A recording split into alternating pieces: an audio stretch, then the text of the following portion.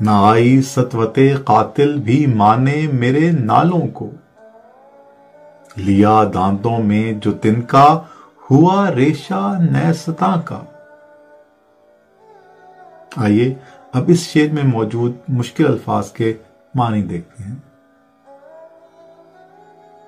سطوت روب یا دبدبا، مانے منع کرنے والا یا روکنے والا، نالوں نالا کی جمع مراد فریاد، دانتوں میں تنکا لینا، عجز کا اظہار کرنا یا شکست تسلیم کرنا۔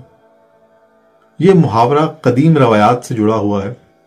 دیہی یا قبائلی معاشروں میں جب کوئی شخص کسی بڑے جرم یا گناہ کا مرتکب ہوتا تھا اور اسے یقین ہوتا تھا کہ وہ طاقت یا دلیل سے اپنی غلطی کا ازالہ نہیں کر سکتا، تو وہ اپنی عاجزی کے اظہار کرنے کے لیے اپنے دانتوں میں تنکا دبا کر کسی بڑے یا با اختیار شخص کے پاس جاتا تھا۔ یہ علامتی عمل تھا جو اس بات کی گواہی دیتا تھا کہ وہ اپنی حیثیت کو کم تر مانتے ہوئے معافی کا طلبگار ہے۔ ریشہ بانسری، ویسے تو ریشہ کسی چیز کی جڑ، بنیاد یا اصل کو کہتے ہیں، لیکن یہاں ریشہ نئے سے مراد بانسری ہوگا۔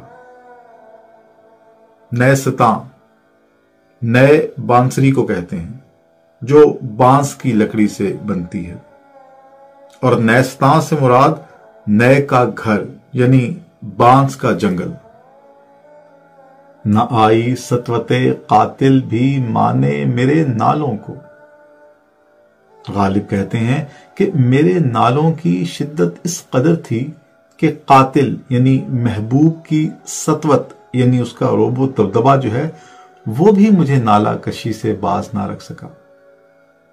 حالانکہ انسان جب کسی صاحب سطوت انسان کے سامنے جاتا ہے تو اس کی ہیبت کی وجہ سے وہ نالا کشی بھول جاتا ہے، لیکن غالب کہتے ہیں کہ میرے ساتھ کیا ہوا؟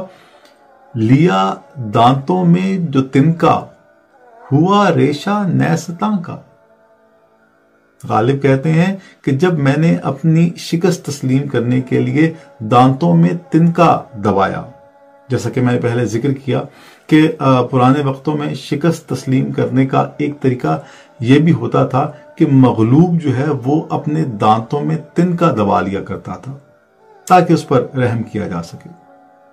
تو غالب کہتے ہیں کہ جب میں نے رحم مانگنے کی غرض سے دانتوں میں تنکا دبایا تو میرے ساتھ کیا ہوا؟ ہوا ریشہ نیستاں کا، کہ وہ جو تنکا ہے میری نالا کشی کی آرزو کی وجہ سے، میری آرزوئے نالا کشی کی وجہ سے وہ تنکا، اس تنکے میں بانسری کا وصف پیدا ہو گیا اور اس سے بے اختیار نالے سرزد ہونے لگے۔ یعنی جو عاشق ہوتا ہے وہ کسی صورت بھی نالا کشی سے باز نہیں رہ سکتا۔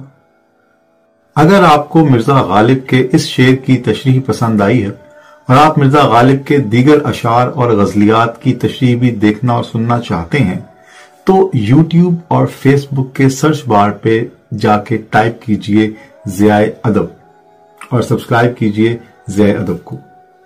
تمام ویڈیوز آپ کو وہاں پر مل جائیں گی۔